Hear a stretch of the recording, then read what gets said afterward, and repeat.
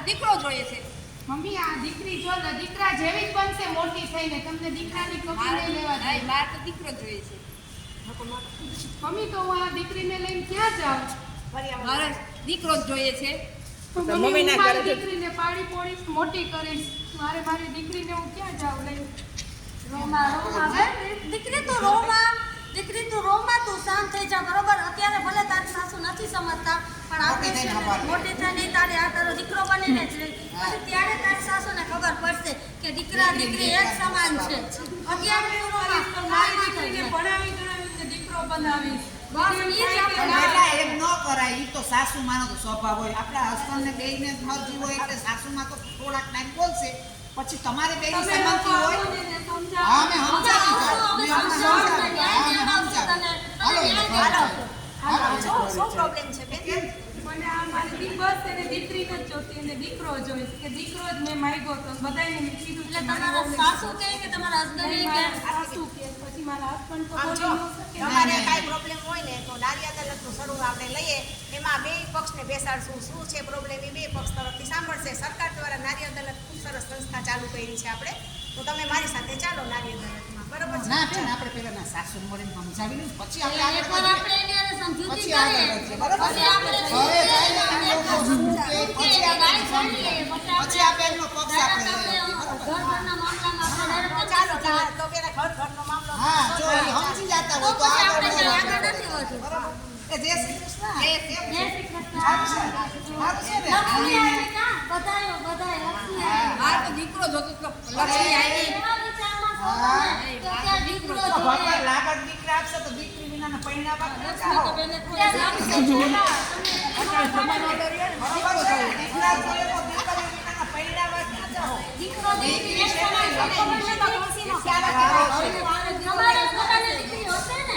દીકરી હાચવી આપવી પડે. કાંઈ ન પડે તો આપણા સંસ્કાર લેવાના હોય. કેવો છે અત્યારે? આપણા સંસ્કાર આપણે કરિયાવરમાં એ કાંઈ નથી. પણ જો એ તો પરિસ્થિતિ તમે જોઈને કહ્યું નહીં, એને નથી કર્યું તું. આ દેવું, આ દેવું.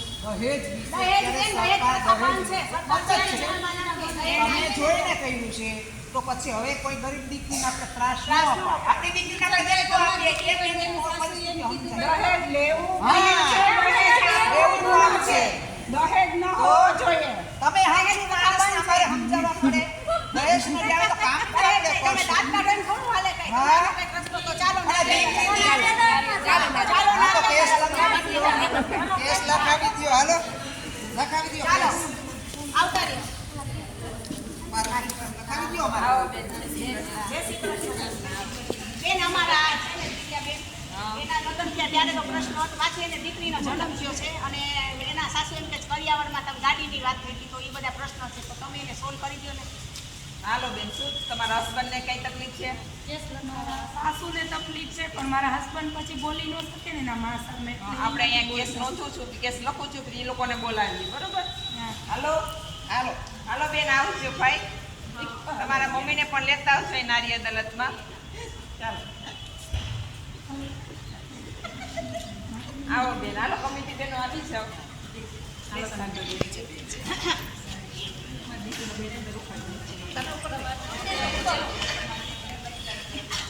કેમ છો? સારું છે ને બધાય? કેસ લખાવી દીધો. જો બેન, આ બધા કમિટી બેનો છે, તમારે બધા જે તકલીફ હોય આ લોકો સોલ્વ કરશે. જે હોય વાત કરો બેનો. એટલે અમને વાત કરજો તો અમને ખબર પડે શું શું પ્રોબ્લેમ છે તમારા ઘરમાં, તમારા હસબન્ડ, તમારા સાસુ. કરિયાવરનો પ્રોબ્લેમ છે. કરિયાવર કેમ નથી દીધો તારા બાપે એમ તારી માએ? અને બીજા નંબર મને બેબીનો જન્મ છે તો એ લોકો સ્વીકારવા તૈયાર નથી, તો મારે જાવું ક્યાં? અને ક્યાંય ના જાઓ. ભલે તમારા હસબન્ડને હું તમને તકલીફ છે બેબી આવી. તમારી બેને તટસ્થ રહેવા છે. મમ્મીને તમારે સમજાવી શકાય એમ. તમે તમારા મમ્મીને ન સમજાવી હા. શકો?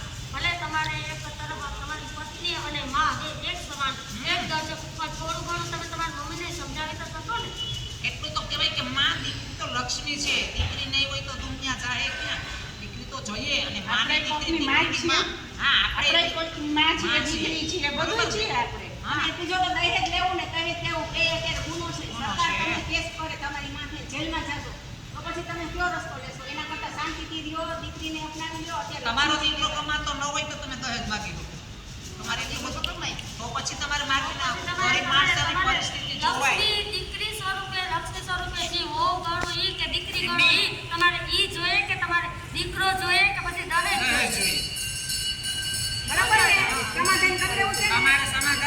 ને કે આજથી હવે હું દહેજ વિશે કે દીકરી વિશે નહીં બોલું. આ એક આવીને બીજી આવે તમે ત્યારે તમારા મોઢે જ બોલો, તમે તમારી મોઢે જ બોલો. હા. દહેજ નહીં માંગવું, દીકરી વિશે કે કોઈ દિવસ નહીં કહું. હા કોઈ દિવસ કઈ નહીં કહું. ને ત્યારે આવા આજુબાજુ પ્રશ્નો પણ થતા હશે તો પણ તો તમે આપણે એને સમજાવો, સલાહ બરાબર આપવાની, એને કહેશો. સલાહ આપવાની. દુનિયામાં બધા દહેજ તો ગરીબ માણસો હોય, બિચારા દીકરીને દઈ દે કેટલું જ દે.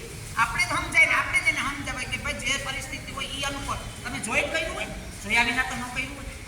એ પરિસ્થિતિ એની જોઈ લીધી હોય પછી આપણે મોટો પાડ મારી